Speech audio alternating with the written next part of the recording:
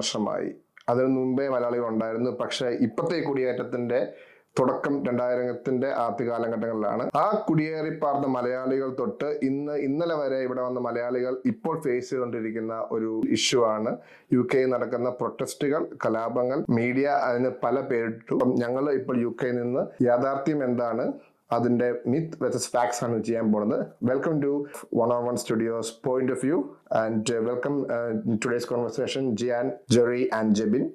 UK 20 വർഷത്തോളമുള്ള Jerry ഉണ്ട്, ജിയാൻ ഉണ്ട്, 10 വർഷമുള്ള ഞാനുണ്ട്, 5 വർഷത്തോളമുള്ള ജെബിനുണ്ട്. അപ്പം ഞങ്ങളുടെ പോയിന്റ് ഓഫ് വ്യൂവിൽ ഇവിടെ നടക്കുന്ന കാര്യങ്ങൾ ഞങ്ങളുടെ പ്രേക്ഷകർക്ക്, മലയാളികൾക്ക് എത്തിക്കുക എന്നതാണ് ഞങ്ങളുടെ ഇന്നത്തെ വീഡിയോയുടെ ഉദ്ദേശം. ഇപ്പൊ ജെറി വന്ന കാലഘട്ടം തൊട്ട് ഇപ്പം വരെ എടുക്കുവാണെങ്കിൽ ഇവിടെ നടക്കുന്ന ഒരു കാര്യങ്ങൾ എങ്ങനെ ജെറി കാണുന്നു?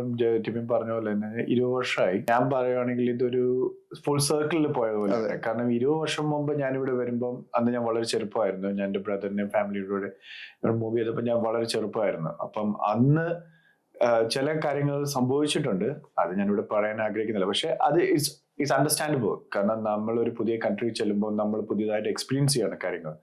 അപ്പൊ അന്ന് നടന്ന സംഭവങ്ങളെല്ലാം മാറി നല്ലൊരു കാലഘട്ടത്തിലൂടെ പോയി പിന്നെയും വീണ്ടും ഒരു ഫിയർ ഫാക്ടർ, അതാണ് എനിക്ക് പറയാനുള്ളത്. അത് നമ്മൾ ഓണസ്റ്റ് ആയിട്ട് പറയുകയാണെങ്കിൽ ഫിയർ ഫാക്ടർ തന്നെയാണ്. അപ്പൊ ആ ഒരു ഇതിൽ വന്നപ്പോൾ ഒരു ഫുൾ സർക്കിൾ വന്ന പോലെയാണ്. അപ്പം കാലഘട്ടം അതിനെ ഓൾമോസ്റ്റ് ഇല്ലാതാക്കി, ബട്ട് വീണ്ടും ആ പ്രശ്നങ്ങൾ തിരിച്ചു വന്നു എന്ന് വേണം പറയാൻ. അപ്പം ഈ 20 ഇയേഴ്സിനുള്ളിൽ ഞാൻ പല കാര്യങ്ങൾ എക്സ്പീരിയൻസ് ചെയ്തു. ബട്ട് ഇപ്പൊ ഈ നടന്നുകൊണ്ടിരിക്കുന്നത് വളരെ സാഡ് ആയിട്ടുള്ള ഒരു കാര്യമാണ്. അണ്ടർസ്റ്റാൻഡബിളി നമ്മള് ഇന്ത്യക്കാര് ഉൾപ്പെടെ സൗത്ത് ഏഷ്യൻസ് ഉൾപ്പെടെ മലയാളികളും ഒരുപാട് ഇതിൽ എഫക്ട് ആയിട്ടുണ്ട്. അപ്പം കഴിഞ്ഞ ദിവസം ജെബിനോട് സംസാരിക്കുമ്പോൾ ജെബിൻ പറയുന്നു ഇതിൽ എല്ലാവർക്കും ഒരു പങ്കുണ്ടല്ലേ? അതെ, തീർച്ചയായിട്ടും. ഇതില് മീഡിയയുടെ ഒരു പങ്ക് വലിയൊരു ഭാഗമാണ്. ഇതില് ആര് അതിൻ്റെ അകത്ത് കൊണ്ടൊരു വിളവെടുക്കുന്നു എന്നുള്ള ഒരു വലിയൊരു ചോദ്യം. കാരണം ഇതില് ഗവൺമെന്റിന്റെ ഭാഗം എന്താണ്, ഇത് ഗവൺമെന്റ് ഇതിനെ കുറിച്ച് എന്താണ്, ഒരു സപ്പോർട്ടാണോ, ആരുടെ ഭാഗത്താണ് ഗവൺമെന്റ്? ഇത് ഞാൻ പറയുവാണെങ്കിൽ ഈ ആൾക്കാരെല്ലാം ഇവിടെ വന്നത് ഗവൺമെന്റ് അറിവോടെയാണ്. ഇവിടെ ഈ പ്രൊട്ടസ്റ്റ് നടത്തുന്നുണ്ടെങ്കിൽ ആദ്യം ചെയ്യേണ്ടത്, നമ്മളിപ്പോ നമ്മുടെ രാജ്യത്ത് നമ്മൾ കണ്ടുവന്ന സമരമുറകളെല്ലാം ഉണ്ട്. അല്ലാതെ ഇപ്പൊ ഒരു സമുദായത്തിനെതിരെയോ അല്ലെ ഒരു ആൾക്കെതിരെയോ അല്ല അവരൊരു പ്രൊട്ടസ്റ്റ് ചെയ്യുന്നത്. അത് ഗവൺമെന്റ് ത്രൂ വന്നതുകൊണ്ട് അപ്പം നമ്മൾ ഗവൺമെന്റിനോടാണ് തിരിച്ചു ചോദിക്കുന്നത്. അത് ഗവൺമെന്റിനെതിരെ സമരം ചെയ്യണം. അല്ലാതെ വന്ന ആൾക്കാർക്കെതിരെ ചെയ്യാൻ പോവുകയാണെങ്കിൽ എത്ര പേരെ അവർ തെരഞ്ഞു പിടിച്ച് അടിക്കാനും പിടിക്കാനും അതിന്റെ പുറകെ പിന്നെ ഒരു കലാപത്തിലേക്ക് പോകാനും വരും. പക്ഷെ ഇവിടെ അതിലോട്ടൊന്നും എത്തിയിട്ടില്ല. അതിന്റെ ഒരു പകുതി ഒരു അംശം പോലും, ഒരു 1% പോലും എത്തുന്നതിന് മുമ്പ് തന്നെ പ്രത്യേകിച്ച് വളരെ വിഷമത്തോടെ പറയണം, നമ്മുടെ മലയാളം മീഡിയ, ഇവിടെയുള്ള പ്രത്യേകിച്ച് UK മലയാളം മീഡിയ ഇതൊരു വളരെ വികൃതമായിട്ടാണ് ഇത് പുറം ലോകത്തോട്ട് അറിയിച്ചേക്കുന്നത്. കാരണം നമ്മളറിയാം, നമ്മളിവിടെ പുറത്തു ഇറങ്ങി ജോലി ചെയ്യുന്ന, ഇപ്പൊ ആഴ്ച 5 ദിവസം ജോലി ചെയ്യുന്ന, പുറത്തു പോയി ജോലി ചെയ്യുന്ന ഒരാളാണ് ഞാൻ. അപ്പൊ നമുക്കറിയാം, നമ്മൾ യാത്ര ചെയ്യുന്നുണ്ട്, ഒത്തിരി യാത്ര, 20-25 മൈലോളം ഞാൻ യാത്ര ചെയ്ത് തിരിച്ചു വരുന്ന ആളാണ്. അത് രാത്രിയിൽ യാത്ര ചെയ്ത് തിരിച്ചു വരുന്നു. അപ്പൊ നമ്മള് കാണുന്നതാണ് എത്രത്തോളം ആൾക്കാര് ഇവിടെ എന്തൊക്കെയാണ് നടക്കുന്നതൊന്നും അങ്ങനത്തെ ഒരു പ്രശ്നങ്ങളൊന്നുമില്ല. പക്ഷെ നമ്മളെ നാട്ടിൽ അറിയുന്നത്, നാട്ടിലോട്ട് ഇവിടുത്തെ മീഡിയ വിടുന്നത് ഇപ്പൊ സോഷ്യൽ മീഡിയ ആണെങ്കിൽ പോലും ഒത്തിരി യൂട്യൂബേഴ്സ് എല്ലാം പുതിയതായിട്ട് വന്നിട്ട് പറയുന്നത് വളരെ വളരെ വിഷമമുണ്ട്. അത് അവരൊക്കെ ഇങ്ങനെ സംസാരിക്കുന്നത് കാണുന്നു. ഒരുപാട് കോൾസ് കിട്ടിയല്ലേ നാട്ടിൽ നിന്ന് ഒത്തിരി ആൾക്കാർ നമ്മളെ വിളിച്ചിട്ട് ചോദിക്കണം എന്താണ് അവിടെ നടക്കുന്നത്, ഭയങ്കര ഇതാണല്ലോ, നിങ്ങള് നാട്ടിൽ നിന്ന് ഇങ്ങോട്ട് വന്നിട്ട് ഇവിടെ നാട്ടിലത്തെ പോലെ തന്നെ അതിലും. അപ്പൊ അതേ രീതിയിലാണ് ഇവിടുന്ന് ചിത്രീകരിച്ച് നാട്ടിലോട്ട് വിടുന്നത്. വളരെ ഒരു വിഷമമുണ്ട്. കാരണം ഇവിടുത്തെ ഇങ്ങനെയല്ല, അവരും ഇവിടെ വന്നിട്ട് ഈ ഒരു രാജ്യത്ത് നിൽക്കും. നമ്മുടെ ഒരു രാജ്യത്ത് വന്ന് ആ ഒരു രാജ്യത്തിന്റെ നിയമങ്ങൾ അനുപാലിച്ച് പോകുമ്പോഴത്തേനും നമ്മൾ തീർച്ചയായിട്ടും നമ്മൾ അതിൽ നിൽക്കണം. അല്ലാതെ ഞാൻ വന്നിടത്ത് വേറൊരു പ്രശ്നം, എന്തെങ്കിലും ഇത് വന്നെന്ന് പറഞ്ഞ് അതിനെ നെഗറ്റീവായിട്ട് പുറത്തോട്ട് കാണിച്ചിട്ട് അതൊരു വലിയൊരു ഇഷ്യൂ ആക്കി, അതിന്റെ പേര് റീച്ച് കൂട്ടി, അതിന്റെ പേരിൽ വ്യൂവേഴ്സിനെ കൂട്ടി, അത് അങ്ങനെ കാണിച്ചിട്ടല്ല ഒരു മീഡിയ ഒരിക്കലും ഒരു പ്രവർത്തിക്കേണ്ടത്. അതിനൊരു വലിയ പങ്ക് മലയാളികൾ നല്ല രീതിയിൽ ഇവിടെ അതിനകത്ത് ഇത് വന്നിട്ടുണ്ട്. കാരണം നമ്മൾ കാണുന്നതാണ് മനോരമ ന്യൂസിൽ വരുന്ന ഇവിടുത്തെ ഓരോ യൂട്യൂബേഴ്സ് പറയുന്ന ഇതാണ് മനോരമ ന്യൂസ് എടുത്തിട്ട് മനോരമയിലും പല ചാനൽസിലും എടുത്താണ്. അതൊരു വലിയൊരു മാറ്റാണ്. അതൊരു ഒരിക്കലും ശരിക്കും ഒരു സാഡ് ആയിട്ടുള്ള കാര്യമാണ്. വളരെ സാഡാണ്. നമ്മള് ഇപ്പം ജെബിൻ പറഞ്ഞ പോലെ നമ്മൾ ഉറ്റവര് കുറെ പേര് നാട്ടിൽ നിന്ന് വിളിച്ച് ചോദിക്കുന്നുണ്ട്. ഇപ്പൊ ജെബിന്റെ അമ്മയാണെങ്കിൽ നാട്ടിലുണ്ട്. Obviously she is worried. ഇപ്പൊ ജെബിന് എന്ത് സംഭവിച്ചു, ജെബിൻ എവിടെയാണ്, എന്താണ്.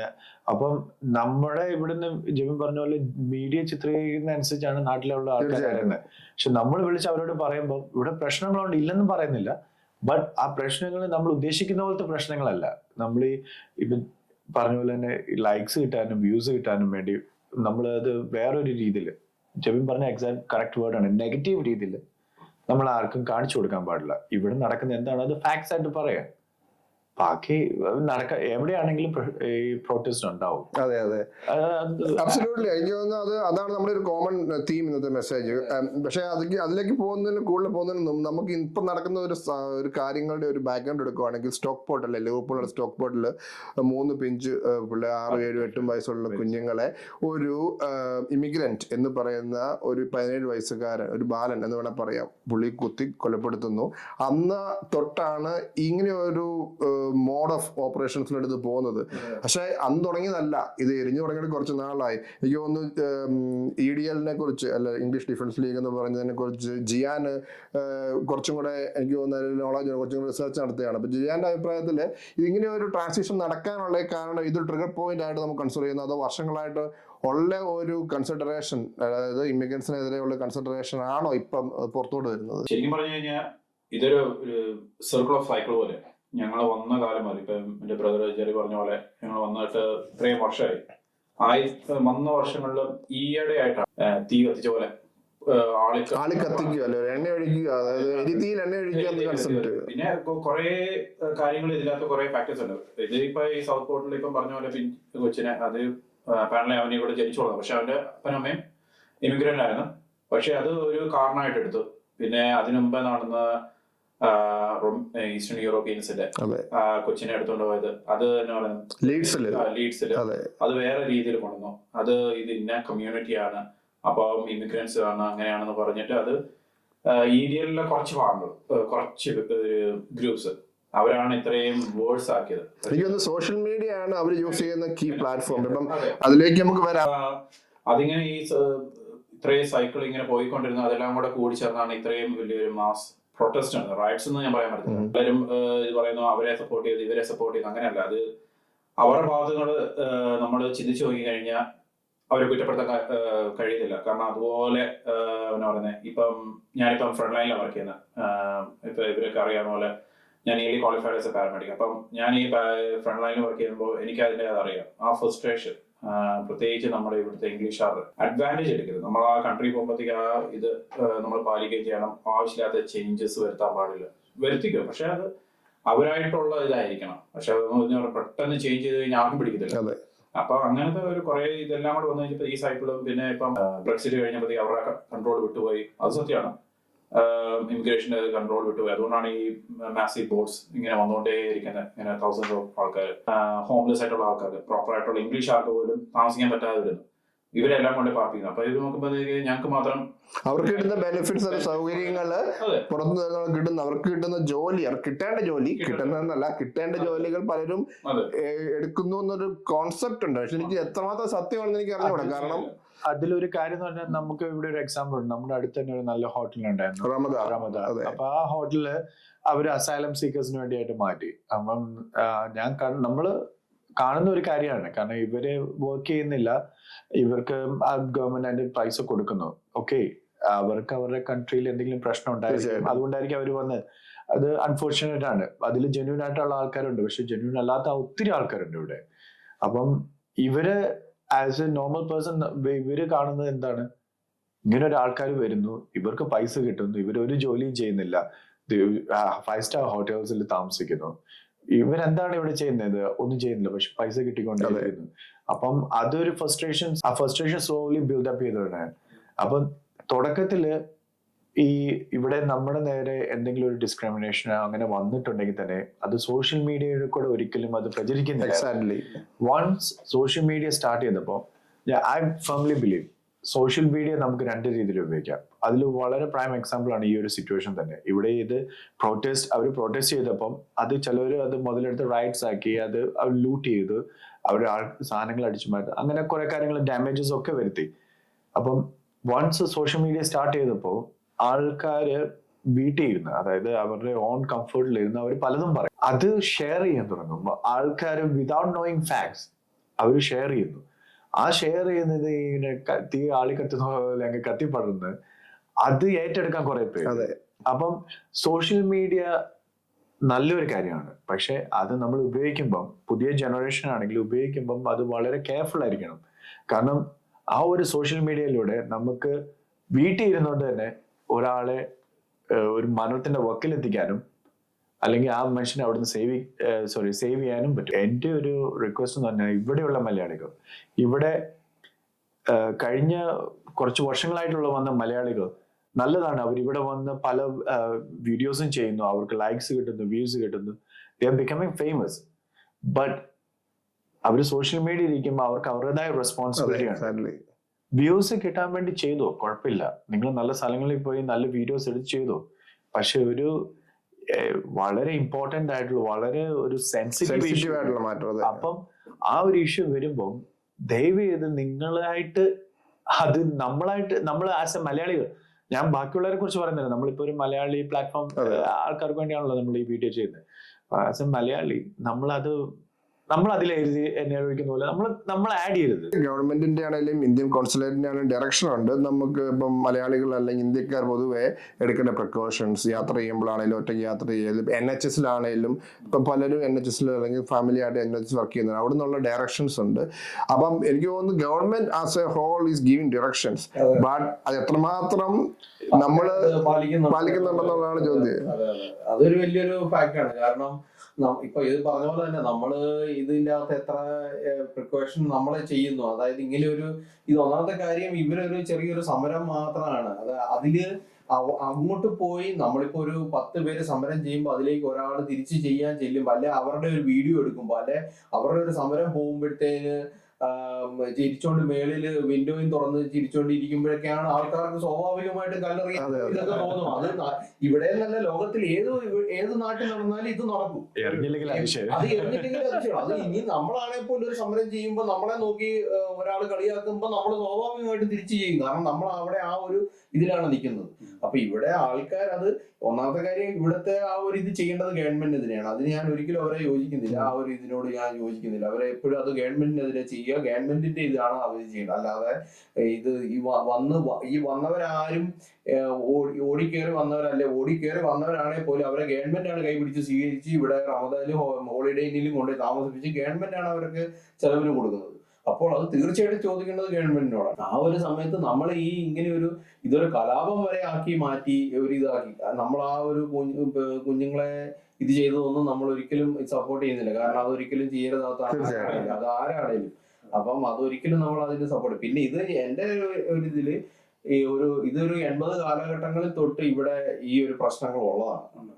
ഇവിടെ ഒരു കലാപങ്ങളും പല രീതിയിൽ 1970-ലാണ് ഇതിന് മുമ്പായിട്ട് ഒരു കലാപം അല്ലെങ്കിൽ പ്രൊട്ടസ്റ്റ് നടന്നതും ഏകദേശം 40ഓളം പേർക്ക് പരിക്ക് പറ്റുകയും സൗത്ത് ഏഷ്യൻ ടാർഗറ്റ് ചെയ്ത് ഒരാൾ മരിക്കുകയും ചെയ്തു. അന്നത്തെ അതിന്റെ ഈ ഇടയ്ക്ക് അതിന്റെ ന്യൂസ് BBC-യിൽ അതിന്റെ ഒരു ആർട്ടിക്കിൾ വന്നിരുന്നു. അപ്പൊ അത് കഴിഞ്ഞിട്ട് ഈ EDL രൂപം കൊണ്ടത് 2009-2010 കാലഘട്ടങ്ങളിലാണ്. പിന്നെ ഇത് EDL എന്നുള്ളത് അത് എന്നും ഉണ്ടായിരുന്നു. അതിപ്പം അവര് ഇവിടെ അല്ലേല് ഓസ്ട്രേലിയയിലാണെങ്കിലും തീവ്ര വലതുപക്ഷം എന്ന് വേണം പറയാം. അതിന്റെ ഒരു പേര് എപ്പോഴും ഒരിതുണ്ട്. പിന്നെ ഇതിങ്ങനെ ഒരു ഇത് കിട്ടിയപ്പോൾ, അതായത് ഇങ്ങനെ ഒരു സബ്ജക്ട് അവർക്ക് കിട്ടിയപ്പോൾ അത് മാക്സിമം അവര് ഇന്നത്തെ മീഡിയ യൂസ് ചെയ്ത് അവര് മാക്സിമം അത് പുറത്തോട്ട് കൊണ്ടുവന്ന് ആൾക്കാരെ അതിനൊരു യുണൈറ്റ് ചെയ്യാനായിട്ട് അവർ ശ്രമിച്ചു.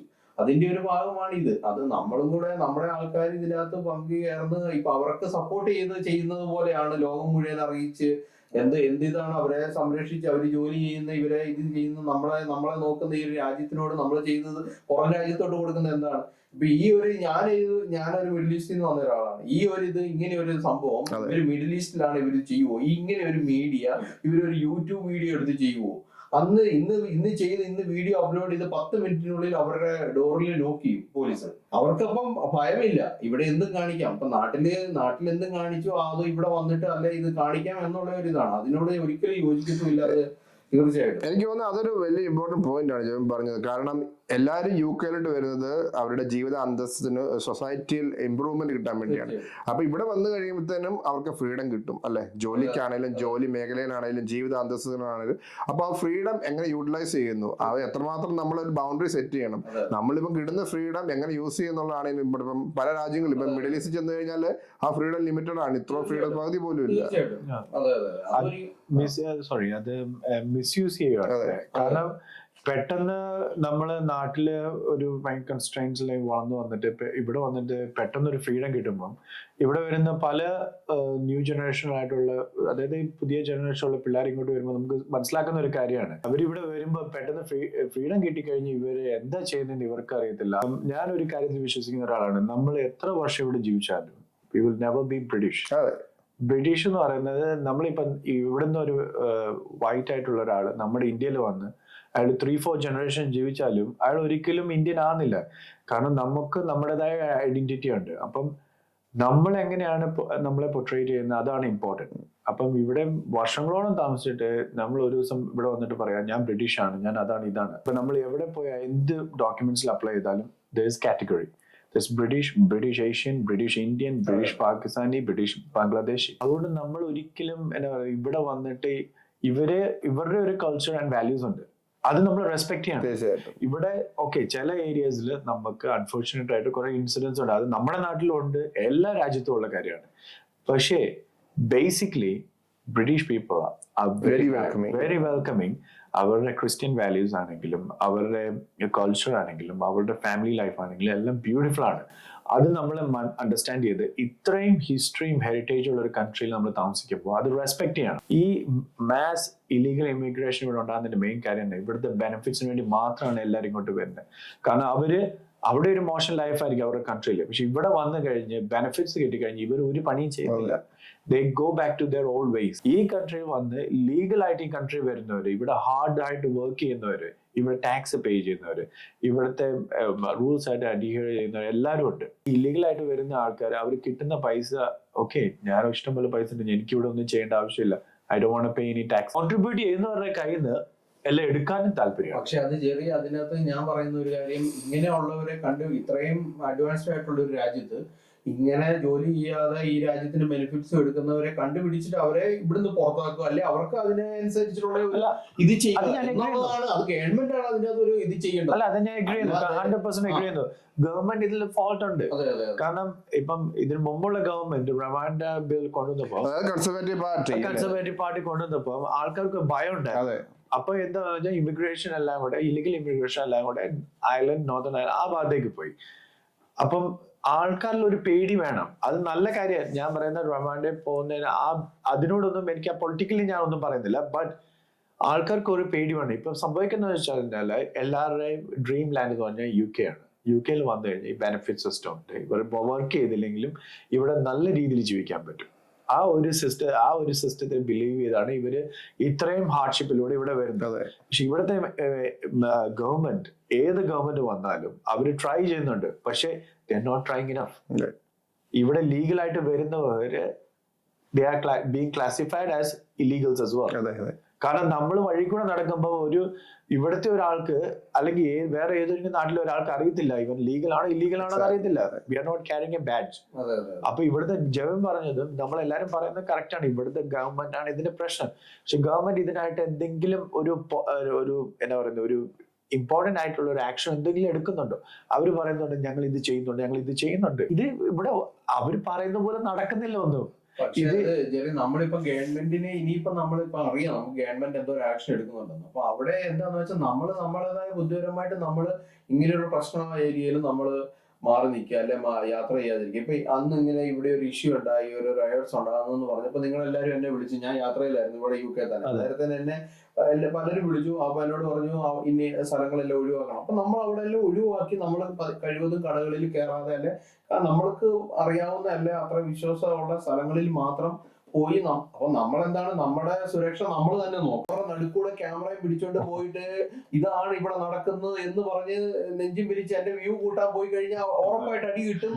എന്നിട്ട് അത് എന്നാന്ന് വെച്ചാൽ അത് നാട്ടിൽ നിന്ന് ഒന്നാമത്തെ അടി കിട്ടാത്തതിന്റെ കുറവാണ്. സത്യം, നാട്ടിൽ ഒന്നാമത് നല്ല സമരത്തിന്റെ ഒക്കെ പുറത്ത് പോയിട്ടുണ്ടെങ്കിൽ ഇങ്ങനത്തെ ഇത് വരത്തില്ല. ഇവരൊക്കെ ആണെങ്കിൽ ചിലപ്പോൾ ആദ്യമായിട്ടായിരിക്കും കാണുന്നത്. അതെ, പ്രൊട്ടസ്റ്റ് എല്ലാ തവണയുണ്ട്, എല്ലായിടത്തും ഉണ്ട് ഇത്.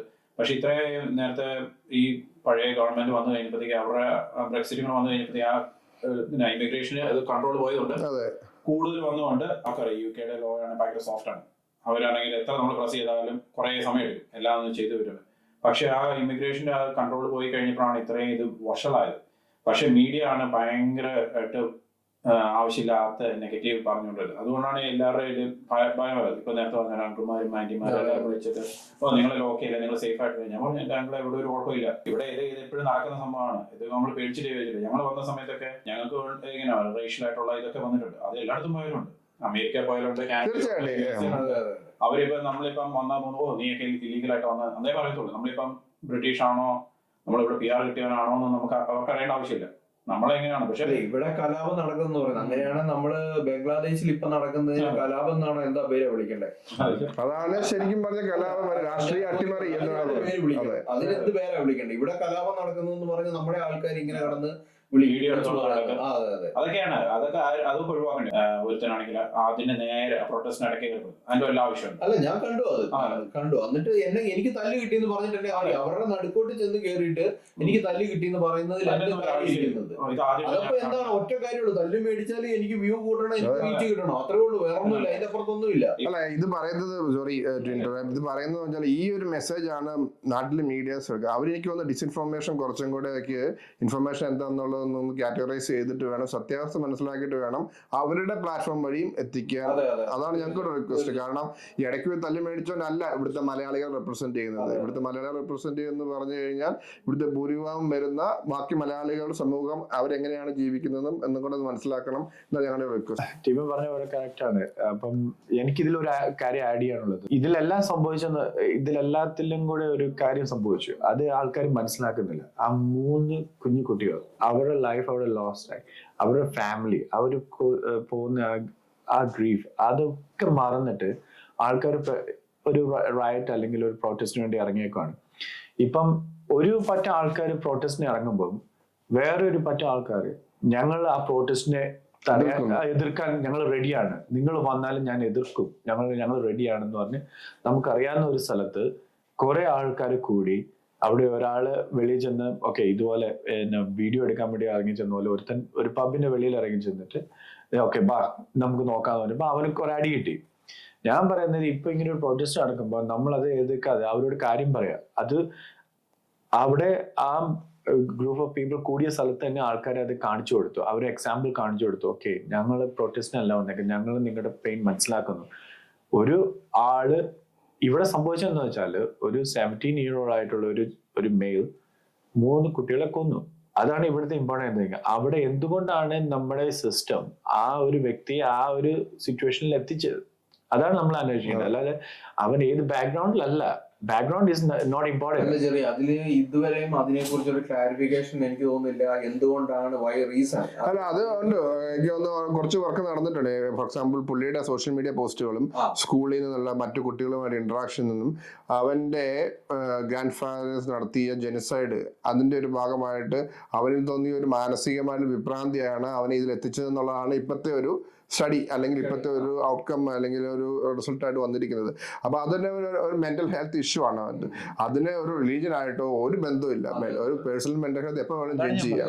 ഒരു സിറ്റുവേഷനെ മനസ്സിലാക്കി ഇപ്പം ചെറിയ പറഞ്ഞ പോലെ തന്നെ റൈറ്റിന് പോകാതെ ഗ്രീഫിന് നമ്മൾ അതിൽ പങ്കുചേർന്ന് അവർക്ക് വേണ്ടി പ്രാർത്ഥിക്കുകയോ അവർക്ക് വേണ്ട സപ്പോർട്ട് ചെയ്യുകയാണ് ചെയ്യുന്നത്. അതുപോലെ തന്നെ മീഡിയയും ഇപ്പം നമ്മുടെ നാട്ടിലെ ഒരു ദുരന്തം വന്നപ്പം മീഡിയ എല്ലാം വളരെ നന്നായിട്ട് ഇത് ചെയ്യും. ആ ഒരേ രീതിയിൽ വേണം ബാക്കിയുള്ള ഇങ്ങനെയുള്ള പ്രത്യേകിച്ച് ഈ കമ്മ്യൂണൽ ആയിട്ടുള്ള ഒരു ഇഷ്യൂ വരുമ്പോഴത്തേന് ഇവിടുത്തെ അപ്പൊ നാട്ടിലെ നമുക്കിപ്പോ അവരെ പറയാം, കാരണം നാട്ടിലെ കാര്യമല്ല ഇവിടുത്തെ കാര്യമാണ്. അപ്പൊ ഇവിടെ ഉള്ളവരെങ്കിലും അത് വളരെ അങ്ങനെയുള്ള കാര്യങ്ങളിൽ ഹാൻഡിൽ ചെയ്യുന്നത് വളരെ ഇതായിട്ട് ചെയ്യണം, അല്ലെങ്കിൽ വളരെ മോശമാണ്. കാരണം ഇത് സംഭവിക്കാൻ പോകുന്നത് ബാക്കി നല്ല രീതിയിൽ ടാക്സും കൊടുത്ത് നല്ല ലീഗലായിട്ട് വന്ന് ഇവിടെ ഇതിപ്പോ ഗവൺമെന്റ് റൂൾ എടുക്കുമ്പോൾ ഇന്നവർക്ക് നല്ല ഗവൺമെന്റ് റൂൾ എടുക്കുമ്പോൾ എക്സാക്ട്ലി എല്ലാവർക്കും വരുന്നത്.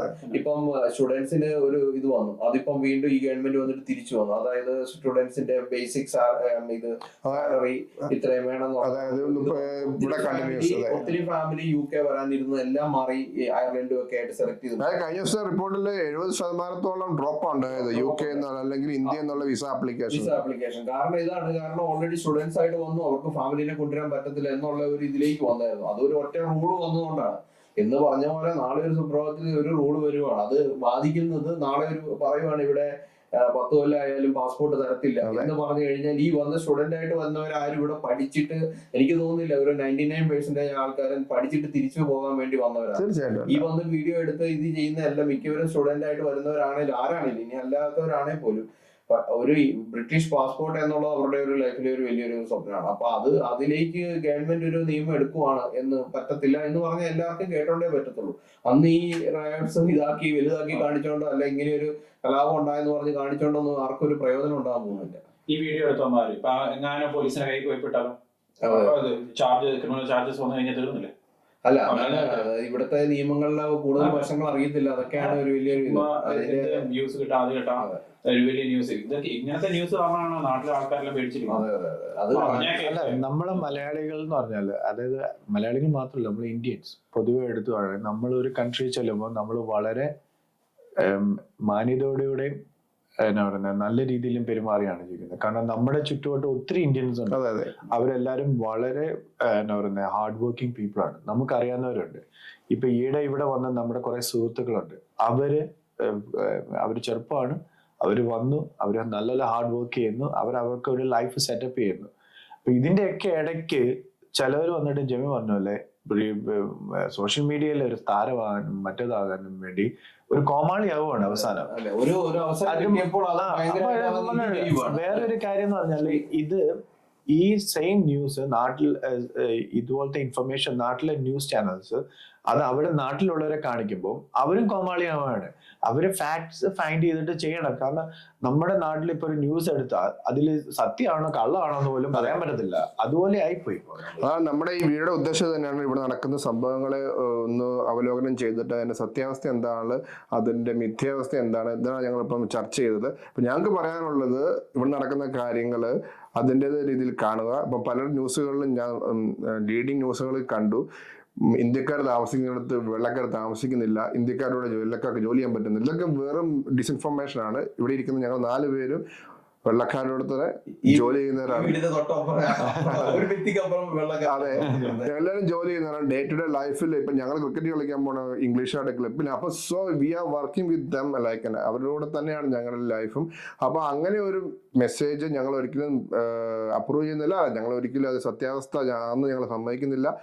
ബിക്കോസ് വി പേഴ്സണലി ഞാൻ പറഞ്ഞു വീണ്ടും റീട്രേറ്റ് ചെയ്യുന്നു. 20 വർഷമായിട്ട് ഇവിടെ താമസിക്കുന്നു. ജെറിൻ ചെയ്യാനും 10 വർഷമായിട്ട് ഞാൻ താമസിക്കുന്നത്. ഞാനും റീസെന്റ് വന്ന ജെബിനും അവരുടെ എക്സ്പീരിയൻസ് ആണ് ഇപ്പം പങ്കുവെച്ചത്. അപ്പൊ ഞങ്ങൾക്ക് പറയാനുള്ളത് ഇവിടെ വരാൻ പോണ മലയാളികൾക്ക് തീർച്ചയായിട്ടും കയറി വരാം. അവരുടെ അവസരങ്ങൾ ലീഗലായിട്ട് വരാൻ പറ്റുമെങ്കിൽ സ്റ്റുഡൻ്റ് ആണോ, കെയർ വിസ ആണോ, നഴ്സ് വിസ ആണോ ഇവർക്ക് വരാം. ഇപ്പം റീസെന്റ് NHSന്റെ മിനിസ്റ്റർ തന്നെ പറഞ്ഞു NHSൽ നിങ്ങൾക്കെതിരെ അവരെന്തെങ്കിലും പറയുകയാണെങ്കിൽ you can reject or refuse to care them. അതായത് നമുക്ക് ഫുൾ കൺട്രോൾ വന്നിരിക്കുകയാണ്, നമുക്ക് അവരെ കെയർ ചെയ്യാൻ പറ്റത്തില്ല എന്ന് പറഞ്ഞ് അവരെ ഒഴിവാക്കാമെന്ന് വരെ സപ്പോർട്ടാണ് ഇവിടുത്തെ government. So they are trying to help us.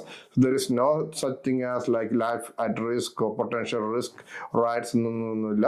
Message ജാതി മത ഭേദമന്യേ ജീവിക്കുന്ന രാജ്യമാണ് ഇവിടെ. എല്ലാവർക്കും അവരുടേതായ ഇൻഡിപെൻഡൻസ് ഉണ്ട്, സ്വാതന്ത്ര്യമുണ്ട്. Another video another point of view ആയിട്ട് നിങ്ങൾക്ക് മുമ്പ് വരുന്നവരെ നമസ്കാരം. Thank you.